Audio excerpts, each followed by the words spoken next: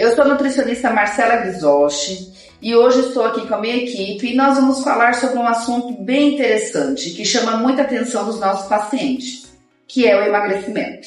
Bom, vamos falar sobre emagrecimento e perda de peso, né? Existe uma grande diferença quando os nossos pacientes eles querem emagrecer e quando eles querem perder peso. Perda de peso é qualquer peso, né? Vamos pensar, a gente pode perder massa magra, a gente pode desidratar. Então a importância da composição corporal, que é a gente acompanhar ou pela bioimpedância ou por dobras cutâneas, que é como a gente faz aqui na clínica, a gente tem uma noção do que é esse peso que esse nosso paciente está perdendo, né? E eu vejo assim que às vezes eles ficam incomodados que ficou o mesmo peso. Então vem no mês anterior, pesou 70 quilos, vem agora depois de 30 dias, continua com 70 quilos. E quando acontece isso na minha frente, eu falo, calma, vamos ver os números, vamos ver o que está acontecendo. Então, às vezes, a gente melhorou uma perimetria, melhorou um percentual de gordura, melhorou o trânsito intestinal. Então, isso tudo é importante para nós do emagrecimento. Porque eu acho que o emagrecimento, ele faz parte de um assunto que a gente fala que ele é recorrente e continua. É uma coisa saudável. E eu posso perder esse peso, mas eu também posso ganhar esse peso se eu não conseguir manter aquela estratégia que eu estou querendo continuar. Né? Se eu escorregar um pouquinho na estratégia, eu ganho esse peso novamente. Então, se ele é feito de forma equilibrada e de forma saudável, eu consigo manter esse emagrecimento por muito mais tempo. Eu me lembro muito de um autor na época do mestrado, que ele era o Alfredo Halpner, que ele trabalhava sobre obesidade, síndrome metabólica e cirurgia bariátrica. O que o Alfredo Halpner falava, né? Se o paciente perde 8 quilos nesse processo inicial de emagrecimento, ele precisa manter pelo menos 8 meses nesse novo peso corporal para até o organismo dele entender o que é essa nova taxa metabólica basal. Porque o paciente não entende que conforme você vai fazendo esse efeito de sobe e desce, o teu organismo ele reconhece uma taxa metabólica basal e ele fica se adaptando.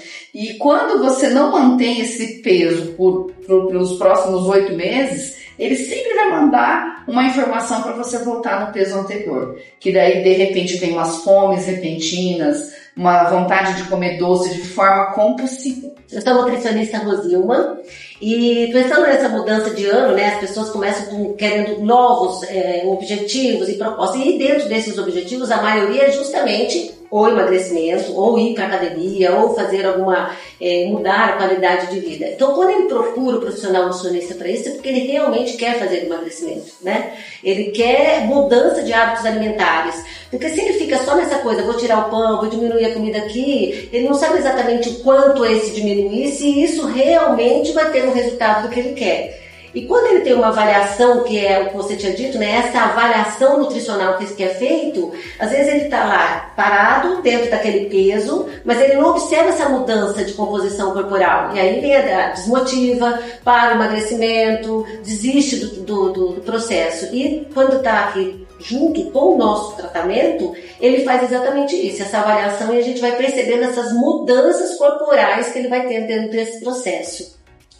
Eu gosto muito de ter números. Eu gosto de números, composição corporal, perimetria, dobra cutânea, eu gosto muito. Mas nem sempre como é que o paciente está se sentindo é o que está no número ali no papel. Então o que eu peço sempre para eles, né? Quando eu vejo que está muito assim, eu quero emagrecer, eu quero perder peso, eu quero mudar minhas medidas. Se tiver numa reeducação alimentar associada ao exercício físico, essa composição corporal ela vai mudar. Então eu peço sempre para que eles peguem na casa deles uma parede branca, coloque ali uma foto, né, tire uma foto no início desse processo, ou de biquíni, ou de bermuda, ou sem camisa, de frente, de lado e de costas. E aí depois de 30 dias, perto da consulta, ou no dia da consulta que vem comigo, ele tirar novamente essa foto na mesma luz, né, no mesmo horário, na mesma parede, e a gente fazer as comparações. Então, às vezes tem paciente que fala assim, tá, mas o número aqui não mudou nada, mas eu tô me sentindo bem. A roupa tá entrando, eu tô desinflamada, não tá nada apertando, é muito interessante isso. Então a gente não pode também taxar o nosso paciente com números. Como é que ele está se sentindo com a vestimenta no dia a dia, sentado trabalhando, se aquela gordurinha está incomodando ou não. A qualidade do sono melhora, né? O intestino melhora, a pele. Então, assim, são outras coisas também que a gente tem que avaliar nesse processo, né? E não simplesmente o número, né? Somente o número. Sim. Eu sou a nutricionista Alexandra Duarte e uma das coisas que a gente sempre percebe, né? Eles sempre buscam valores, como a Marcela colocou bem. Às vezes chega na balança, deu o mesmo peso. Aí eles já se desmotivam, já não querem continuar mais. E a partir do momento que a gente faz uma avaliação, principalmente com a bioimpedância, eles conseguem ver, eu consegui perder gordura, eu aumentei o músculo, às vezes o músculo ele pesa muito mais que a gordura. Então quando a gente faz essa troca, é muito interessante. E aí eles conseguem entender o que a gente está falando, porque às vezes a gente fala e ele não entende. Então quando ele vem e tem esse resultado, é muito legal também, que é o que motiva ele a continuar. Eu sou a nutricionista Mainara. Eu sempre gosto de falar com o meu paciente para ele não ficar se pesando tanto, né? Chega ali, passa uma semana, quer se pesar, viu que não mudou. Falo, não, calma, você chega aqui na clínica, a gente faz a bioimpedância, faz a perimetria, e a gente consegue observar mudanças, né, de circunferência, de dobras, perda de gordura, a hidratação que também pesa, né? Então eu gosto sempre de explicar para o meu paciente que não é só o peso que vai influenciar nesse processo, né? E na verdade, se a gente for falar em números, 70% do nosso corpo é composto por água. E 70% do nosso músculo também é composto por água. Então, uma das situações que o paciente tem que fazer no seu dia a dia é aprender a tomar água, né? A água faz parte do processo de emagrecimento. Eu acho que pensando nisso, é incrível como as nossas estratégias nutricionais elas vão mudando completamente de acordo com o paciente, né? Sim. Então, é isso que é a personalização, né? Então, assim, qual é a característica desse paciente, qual é o hábito alimentar, o que precisa mudar. Então, essas estratégias nutricionais, ela acaba assim, a gente muda de um paciente para outro. Por isso que não existe aquela coisa, vou pegar a sua dieta, né? Vou pegar o seu plano alimentar e vou seguir. Não, porque aquele plano é para aquela composição corporal, para aquele hábito alimentar, é para aquelas mudanças de comportamento. Então, ela é muito personalizada, né? E a gente sabe que hoje em dia tem estratégias nutricionais, né? Que a dieta low carb ou até mesmo o jejum intermitente, que ela, antigamente, ela não tinha um respaldo científico, né? E hoje a gente sabe que tem. Então, assim, a gente tem que ir fazendo isso com essas estratégias para cada paciente, né? Adequando a realidade social e econômica desse paciente. Na verdade, vamos falar coisas assim, anos, né? Há uns 25 anos atrás, que eu tô já me posicionando na época que eu formei. Há 25 anos atrás, a gente prescrevia dieta na mão, né? Somava lá no Excel, tirava, põe uma colher de arroz, tira uma colher de arroz e passava a noite inteira prescrevendo. E quando surgiu a dieta low carb, a dieta do jejum intermitente, aumentar carboidrato, aumentar gordura, a dieta do Mediterrâneo, ela foi tida como se fosse dietas de moda. E com o passar dos anos, começaram a introduzir a estruturação e os artigos científicos com relação a isso. Eu, no primeiro momento, eu não acreditava nessas dietas. Eu passava a dieta que a gente tinha aprendido na faculdade. De tanto a tanto de carboidrato, de tanto a tanto de proteína, de tanto a tanto de lipídio. E assim eu trabalhava com os pacientes, né? E o que é mesmo dieta de moda, né? Se a gente for parar para pensar hoje, é dieta só de líquido, é a dieta do ovo, é a dieta do consumo só de shake, não ter uma alimentação, não mastigar, não trabalhar com essas enzimas que a gente tem dentro do nosso organismo. E a low carb, a jejum intermitente, a dieta do Mediterrâneo, elas entraram para poder fazer estratégia nutricional na nossa prática diária. Então hoje é uma estratégia que a gente tem dentro dessa prescrição para os nossos pacientes, né? O paciente vem com uma dieta totalmente normalizada, a gente quer quebrar o padrão disso aí. A gente entra com uma low carb. A low carb não respondeu, vamos tentar o jejum intermitente, tá? Que é aquela questão também da constância, né? A gente usa como estratégia. E muitas vezes o paciente ele enxerga isso como uma coisa que ele deveria manter para a vida dele. Só que causam alguns, como que eu posso dizer? Prejuízo nutricional. Causam prejuízos nutricionais, porque vão ter queda de vitaminas, minerais. Então são estratégias para a gente quebrar aquele momento do paciente. Sim. Que às vezes ele não entende, não volta mais na consulta. E ele precisa retornar para que a gente possa trabalhar outras estratégias. É para isso que a gente está aqui, para isso que a gente tem que ajudar o paciente, né? Eu acho que também deixar claro para os pacientes, né, que a primeira coisa que a gente não vê é o doce, né, principalmente minerado, né? Você vai tirar o meu doce?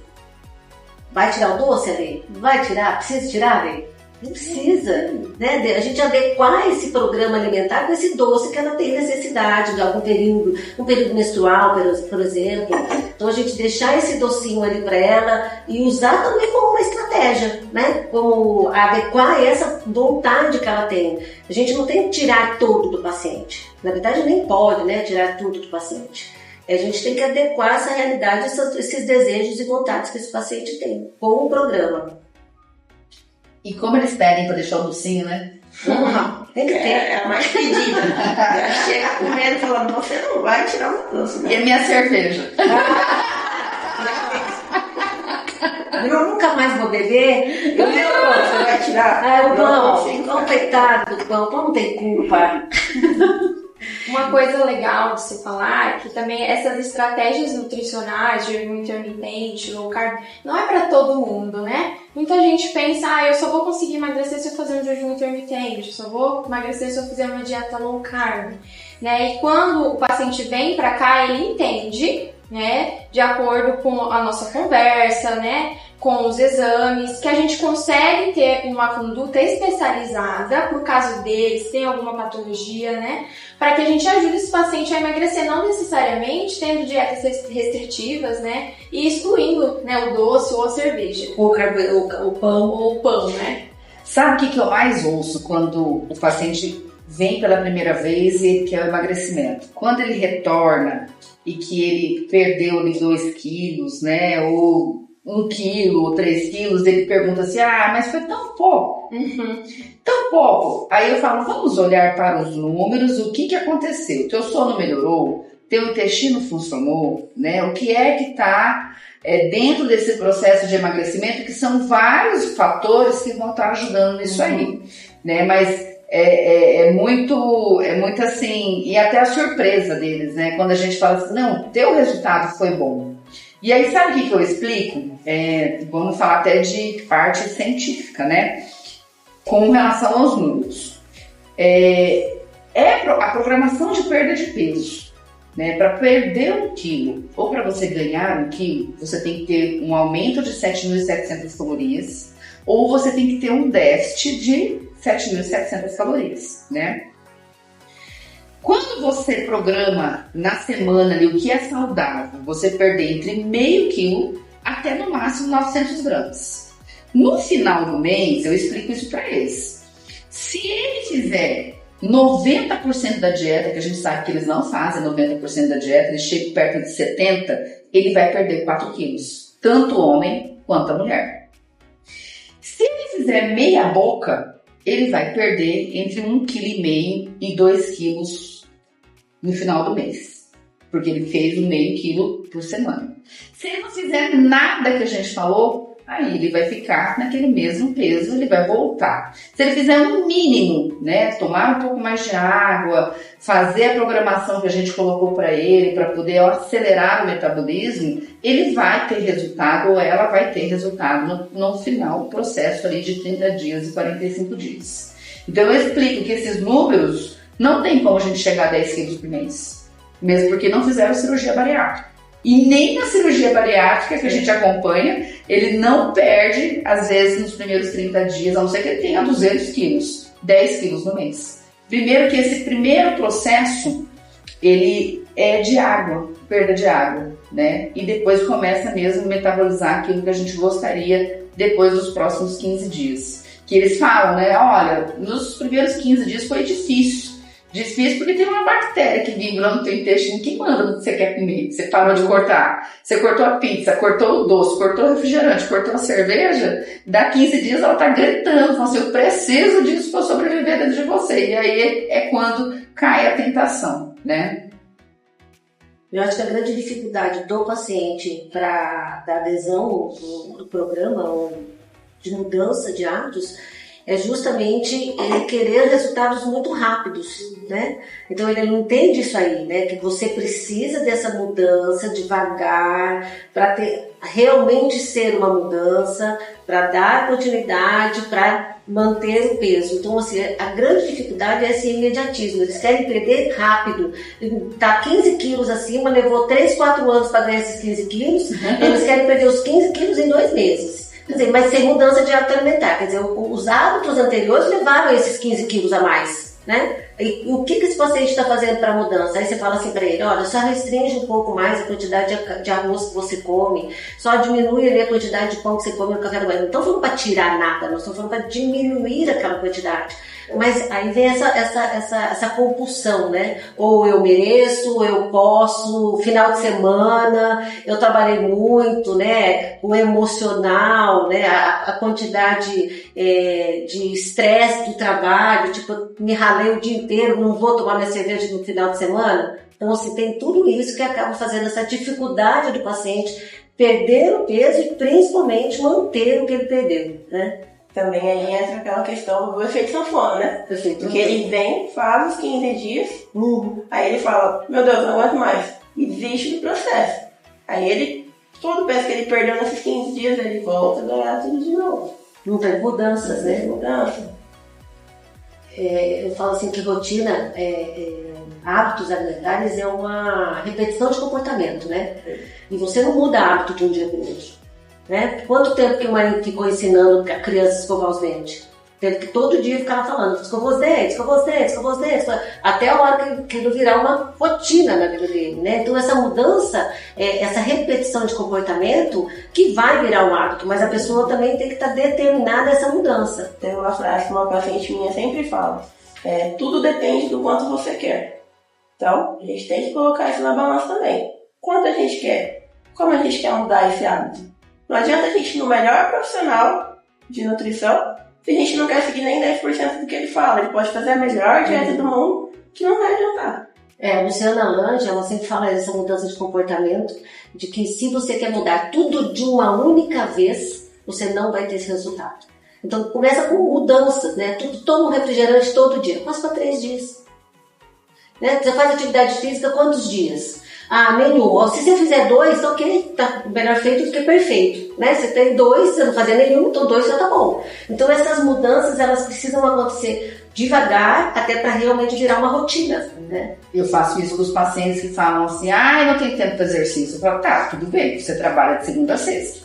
Sábado, domingo você não tem tempo? Tem. Então, sábado de manhã, sábado à tarde. Domingo de manhã, domingo à tarde. Por quê? Emagrecimento tem a ver com déficit calórico e déficit energético. Então, se você não gastar aquela caloria, como é que aquela gordura vai voar do teu organismo? Não voa, ela não faz assim. Você tem que fazer ela virar energia. E ela vira energia com a estratégia da gente colocar várias refeições por dia, e ela vira energia quando a gente coloca ela no exercício físico. E também não é aquele exercício físico assim que disparado, extenuante. Tá moderado para baixo, a caminhadinha, caminhar na areia, caminhar dentro da água, a hidroginástica, o pilates, né? Tem muitas coisas que a gente pode estar influenciando nessa atividade, porque o pilates ele melhora o fortalecimento muscular. Então nós vamos falar um pouquinho de algumas polêmicas. Primeiro, o glúten. A gente tira ou a gente deixa? Eu, na minha estratégia, eu sempre penso assim, vou lá para os exames laboratoriais daquele paciente, né? Se eu vejo se naqueles exames ele está inflamado, ou se ele tem alguns sintomas que me mostram esse processo de inflamação, muitos flatos, distensão abdominal, diarreia e constipação. Então, nessa condição, eu tiro o glúten do paciente. Mas Se é um paciente que eu não observo esse processo inflamatório e se ele é muito apaixonado pelo glúten, a gente não é que eu tiro, eu reduzo. Porque o que a gente percebe? As grandes refeições do paciente, principalmente lanches, né? Café da manhã, glúten.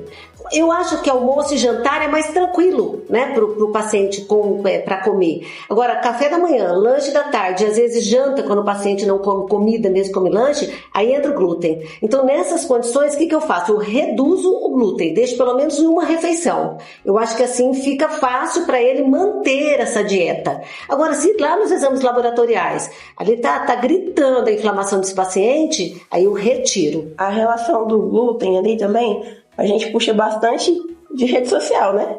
O paciente viu lá, eu tenho que tirar o glúten porque fulano de tal falou que é interessante.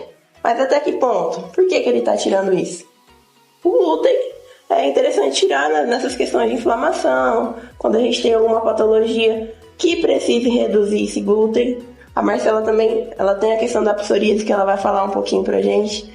E às vezes a gente acaba tirando, como estratégia, o glúten, sem o paciente perceber, porque ele fala assim, Nutri, não tô conseguindo emagrecer. Primeira coisa que a gente faz, recordatório de 24 horas. O que esse paciente comeu? No café da manhã ele comeu um pão, no meio da manhã ele comeu outro pão, à tarde ele comeu outro pão, e às vezes antes de dormir, ele foi lá e fez um lanche com um pãozinho. E aí? Aí é o caso da gente reduzir um pouquinho desse glúten, não retirar, porque muita gente acredita que a gente tem que retirar e existem casos e casos. Bom, o meu posicionamento sobre o glúten, ele foi retirado com um determinado tempo com os pacientes que são celíacos, né? O paciente celíaco, se ele comer glúten, ele vai inflamar, ele vai ter distensão abdominal, ele vai ter a constipação, ele vai passar mal, assim como o paciente que é intolerante à lactose. Então, ele realmente é intolerante ao glúten. Quando a gente tem uma retirada muito brusca, muito severa do glúten, o paciente acaba ficando sensível. Às vezes ele não é celíaco, ele começa a ficar sensível. E aí é o grande X da questão. Vai viajar para fora do país. O que eles vão servir de comida nas refeições dentro do avião? Alimentos com glúten. E aí o que ele faz? Porque ele não pode entrar com aquele alimento, né? E que não seja sem glúten. E também no dia a dia, algumas cidades no Brasil é possível de você viver com alimentos sem glúten. Aqui em Campo Grande é mais difícil, tem muitos lugares ainda que tem muito glúten, ainda já está começando a aparecer pizzarias com massa sem glúten, você ter a oportunidade de comprar isso no supermercado, né? Então você consegue ter uma alimentação mais ou menos, né? Sem o glúten. Só que o glúten, ele pode sim vir a inflamar, e principalmente para os pacientes que têm doenças autoimunes. Eu tenho a experiência que eu tenho a psoríase.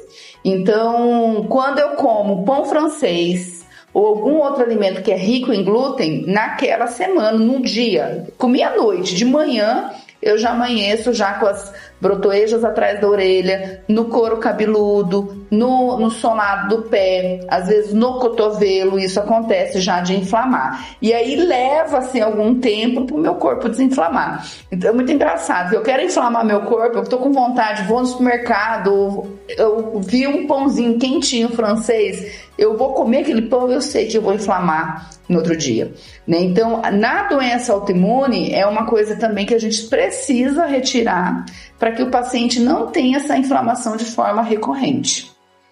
Só lembrando, assim, quando a gente está falando do glúten, né, especificamente da farinha de trigo, lembrando que ela foi geneticamente modificada, né? Então, a nossa farinha de trigo no Brasil, ela é completamente diferente da farinha de trigo de outros países. Então, o nosso organismo, ela não reconhece essa nossa farinha de trigo como alimento. Então, às vezes, não é nem uma intolerância ao glúten, é justamente essa alteração genética que foi feita da farinha de trigo. E eu tive essa experiência, que o ano passado eu viajei para Portugal para um congresso, e lá você chega nos restaurantes, aonde você vai para poder se alimentar, a primeira coisa que ele te oferece é um pão, é uma torrada. Eu falei, meu Deus, estou ferrada. Fiquei 10 dias lá. Os 10 dias que eu fiquei, eu não tive nenhuma inflamação. Não saiu nada do meu couro cabeludo, não saiu nada atrás da minha orelha.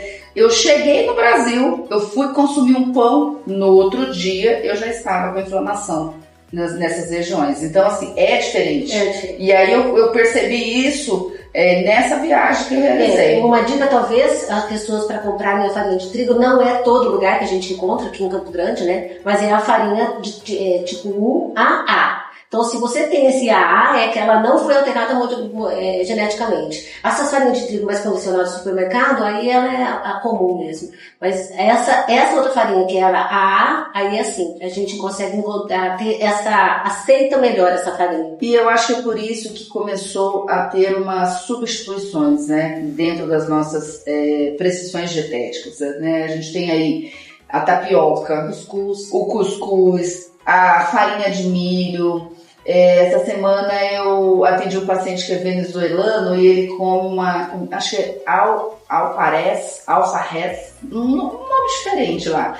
Eu falei, mas o que é feito isso? É feito de farinha de milho, que eles conseguem fazer com água e sal e faz como se fosse o pão e recheia como se fosse uma crepioca ou uma tapioca. Eu achei super interessante, né? Como que a cultura também a gente tem que identificar para poder saber os substitutos em outras culturas que não tenham o trigo, né? Que não tenham glúten.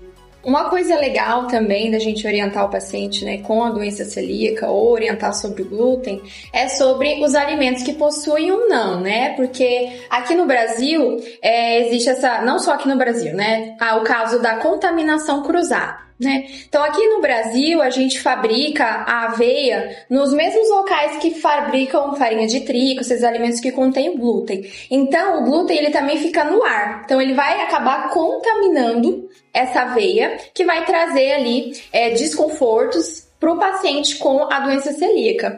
O que é legal da gente orientar a gente passar essa lista de alimentos, né, que contém glúten, que não contém glúten, e orientar o paciente a olhar o rótulo, né, olhar a lista de ingrediente, o que tem ali na composição, para ele avaliar se ele pode ou não consumir aquele alimento, né? Que nem a questão também do pão integral, né? Muita gente acha que o pão integral ali, ele só tem a farinha integral, né? E acha que é mais saudável. Na verdade, não é, em alguns casos, dependendo da composição daquele pão, né? Ele pode conter ali açúcar, a farinha de trigo mesmo, sem ser integral. Então, é importante a gente avaliar o rótulo, ler a lista de ingredientes para ver se aquilo ali é o que está falando mesmo na parte da frente ali do alimento, né?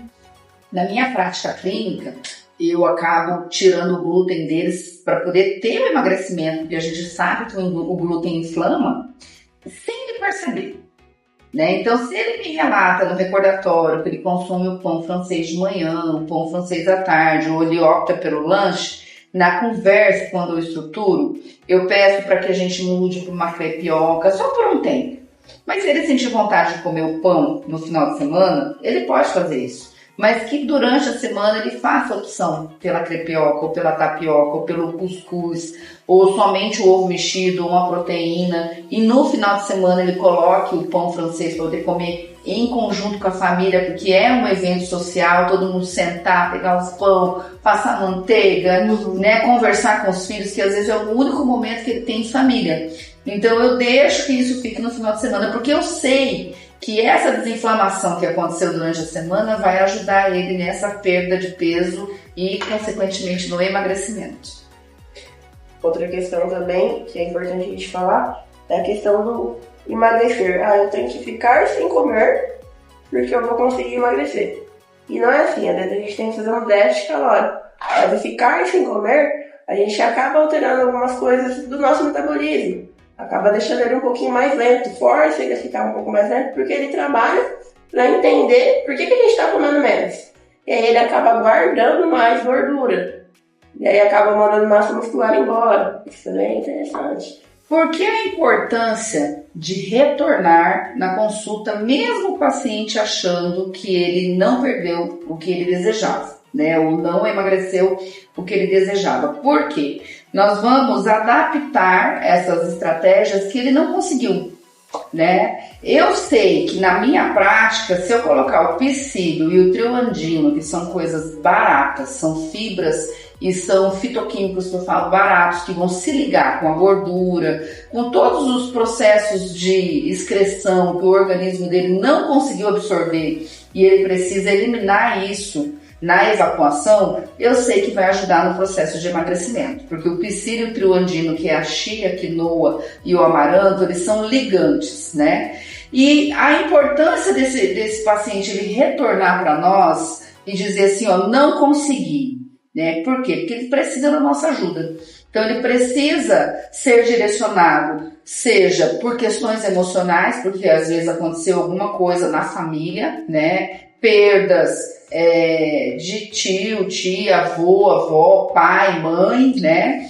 E também a questão por exemplo, dele não conseguir por questões dele mesmo, né? De estar no momento emocional dele com o trabalho, com a família, que não é perdas, mas é um outro problema que está acontecendo dentro da família que ele não consegue resolver, e aí a alimentação seria como se fosse uma válvula de escape. E aí nós, como profissionais nesse processo, né, de sentar e conversar e falar assim, olha, preciso que você vá a um psicólogo, para que você converse, e eu vejo que quando eu faço esse encaminhamento e ele retorna no próximo mês, é como se fosse um desbloqueio. Ele começa a ter resultado dentro daquelas estratégias que a gente está em conjunto sendo determinadas ali, planejadas dentro da nossa consulta, né? Então, a importância de procurar um profissional capacitado é que a gente consiga fazer com que eles enxerguem o que está acontecendo com eles e consegue seguir nesse novo planejamento para poder atingir o objetivo que é o emagrecimento. Puxando um pouquinho o gancho do que a Marcela acabou de falar, é legal a gente falar por que a importância de ter o acompanhamento de um profissional da saúde, principalmente nutricionista na parte da alimentação. Hoje, gente, com o avanço da tecnologia, a gente já tem muitos aplicativos que montam dieta. E isso não é interessante porque cada pessoa tem uma dificuldade, como ela disse, tem as questões emocionais, tem as questões que, eu gosto de um alimento e não gosto de tal alimento. São coisas que o profissional consegue adequar para que tudo se torne mais leve. Quando a gente pega algo pronto, a gente consegue seguir. A gente vai seguir ele por 15 dias, 2 meses, 3 meses, às vezes até um ano. Só que a gente vai chegar no momento que a gente não vai aguentar mais isso. Então, o profissional está ali para isso, para ajudar, né, nesses pontos. Fora muitos outros, né? Porque às vezes o paciente nem sabe que o exame de sangue dele está alterado o colesterol, triglicerídeos. E entra o profissional ali para saber aonde está esse erro, aonde tem que melhorar. Então é importante esse aporte do profissional. É importante no tratamento, assim, esse acompanhar o paciente, que é justamente isso que a gente faz, né? Acompanhar o paciente. A gente, hoje em dia, o nosso paciente, a gente vê de uma forma muito integral, né? Então não é simplesmente a comida, e sim todo o aspecto econômico, social, cultural, religioso desse paciente. Então, a partir dali, a gente vai adequar um programa alimentar para aquela realidade. Eu tive um caso de uma paciente que ela me procurou uma vez, ela já era minha paciente durante todo o período gestacional. Depois do período gestacional, a criança dela já estava com 2 aninhos, ela pegou, engravidou de novo e perdeu o bebê. Quando ela perdeu o bebê, ela veio porque ela tinha engordado muito e queria emagrecer. Eu disse para ela que não era a hora. Não era o momento. É isso também que a pessoa precisa entender. Às vezes ela fica pulando de profissional em profissional, de nutricionista em nutricionista, que na verdade o problema não é o profissional, o problema é ela. Ela não está no processo, ela já está com milhões de problemas na vida dela e ela quer ainda criar não um outro problema, né? Ela acredita que naquele momento emocionalmente ela vai estar bem para poder fazer um programa alimentar, mudança de hábitos alimentares. Então nesse caso dessa paciente eu falei para ela, não é agora. Vá procurar uma psicóloga, vai adequar aí seus sentimentos, seus pensamentos, né? Ter um equilíbrio emocional melhor para depois a gente fazer esse tratamento. Então, esse tratamento, esse cuidado que a gente tem dos pacientes também, né? Do todo. O paciente é o todo do paciente. Onde ele vive, ele mora sozinho. Para que a gente vai criar um programa alimentar para ele, para complicar a vida dele? Sabe? Não, ele almoça no trabalho, ele almoça, lancha, trabalha à noite, faz plantão de não sei qual. Então, tudo é para adequar. Então, o profissional, ela tem essa característica de adequar e facilitar a vida deste paciente, né? E não complicar a vida dele num processo, às vezes, emocional que não tá bacana e pela correria do dia a dia dele, que ele também não consegue adequar um programa para aquela rotina que ele tem. Puxando o gancho do que a Ale falou, dessa era da internet, né, que tem muita dieta de blogueira, até mesmo coaches que nem são formados, né, personagens que querem passar uma dieta geral ali para os alunos, e eles assim não têm o conhecimento que nós temos, a formação acadêmica, a formação científica que nós temos, né, e a importância desse paciente, dessa pessoa vir procurar um profissional nutricionista para a gente conhecer a história desse paciente, que vai muito além da alimentação, né? Como a Rosilma falou, é um paciente que a gente vai olhar a vida dele como um todo, né? Um paciente integral. E nós, nutricionistas, nós vamos avaliar o horário que ele faz as refeições, o que ele gosta de comer, o que ele não gosta de comer, o que dá pra gente encaixar, o que dá pra gente tirar, reduzir.